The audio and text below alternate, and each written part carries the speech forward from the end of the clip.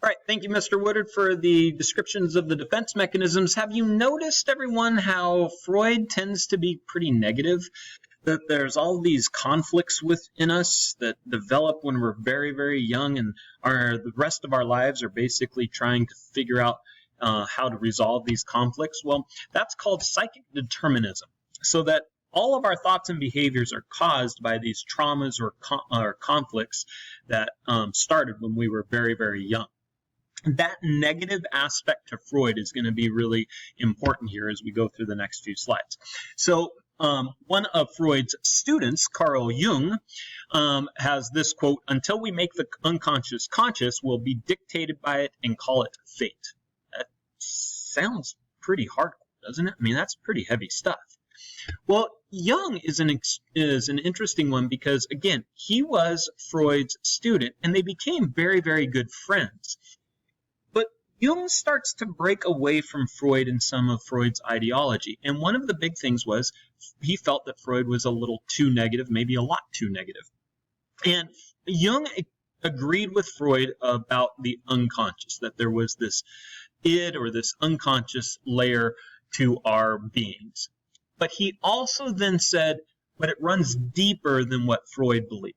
And Carl Jung comes up with the term collective unconscious, that it doesn't matter where you were born, it doesn't matter when you were born, that as a human being, we have these collected memories that are kind of ingrained within us. And that's where we get our terms archetypes, the hero's journey. All of that stems from Jung's idea that there is this collective unconscious. Think about that term. We all have our unconscious, but there's a collective one. There's a larger unconscious that we all experience just because we're human beings. So again, Mr. Woodard and I have taught English in the past.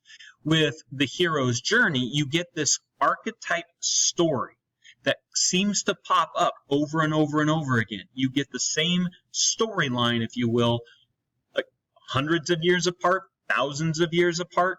You get oftentimes a hero. I'm not going to go through the whole thing, but a hero that has to leave home. They have to cross a threshold. There's mentors. There's friends. All of that storyline is part of that collective unconscious. And within that storyline, you get those archetypal characters. So you get Luke Skywalker, the hero, Darth Vader, the villain.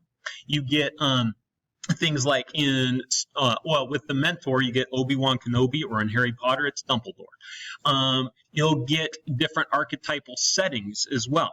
So deserts or ice indicate sterility. Jungles is virility, life-giving. So in Star Wars, you'll get the ice planets and the desert planets. These are scary places. The jungle planets are where the Ewoks live. With the archetypal settings, sorry, somebody just came in, hang on. As I was saying, with the archetypal settings and characters and actually a storyline, another guy by the name of Joseph Campbell comes along. He befriends Carl Jung, and Joseph Campbell comes up and defines a lot of these archetypes, and George Lucas actually used a lot of those in writing Star Wars. I'm bringing all of that up because this idea of collective unconscious goes far beyond the realm of psychology into the realm of entertainment and the stories that we read. Why? Because they're archetypal. We're familiar with them without even really realizing that we're familiar with them. Okay, so remember Mr. Woodard's defense mechanism of projection, that we have a tendency to project. Jung and Karen Horney and some of the other psychologists that you're going to read about in the text are called neo-Freudians. Remember in that first video I said a lot of Freud's ideas have been cast aside, but some of his core ideas have been used and expanded upon? That's what the neo-Freudians do. They have these core ideas that Freud started, but then they build on them. So Jung builds on the unconscious by talking about the collective unconscious. Well, projective tests are going to use Freud's concept of projection, but looking at pictures. And so one of the more popular ones, or famous ones, I should say, not as popular anymore because it's been kind of more or less cast aside by most of psychology, is the Rorschach inkblot test, or the thematic apperception test, which is used quite a bit in modern day psychology. So there's a Rorschach ink blot test, and basically you just take an ink blot on a piece of paper, fold up the piece of paper, then unfold it and ask the person, well, what do you see?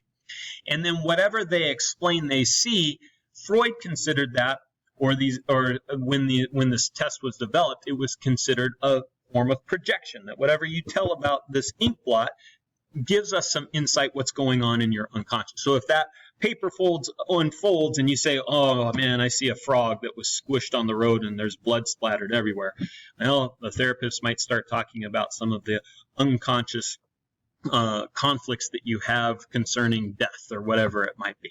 Okay. Again, the Rorschach's been kind of cast aside, or more than cast aside. You might recognize this one. We've done a thematic apperception test in the motion and motivation unit. If you remember, that picture pops up, and then we give you about a minute to tell a story.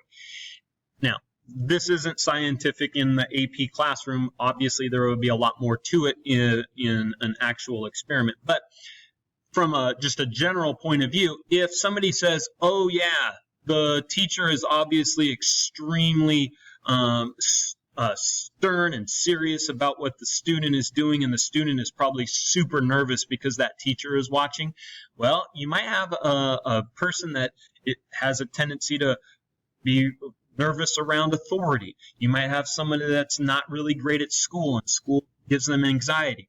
Or you might have somebody look at that picture and go, oh, they're working together. This is really cool. They're about to cure a major disease. And then the therapist might talk about, well, maybe you're showing a little bit of hopefulness. Maybe you're a very optimistic person. Again, I'm just doing this off the top of my head. There's a lot more to it, but that's the basic premise, all going back to that idea of projection, that I get a picture and then I project whatever's going on within me onto that picture. Okay, now I started the video off by saying, hey, Freud's kind of negative. Have you noticed that?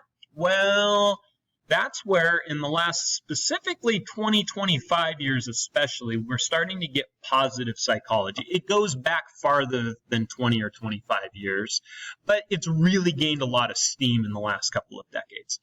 And what you get is this idea of humanistic theory, that we're not going to be so concerned on psychopathology, what's wrong with you.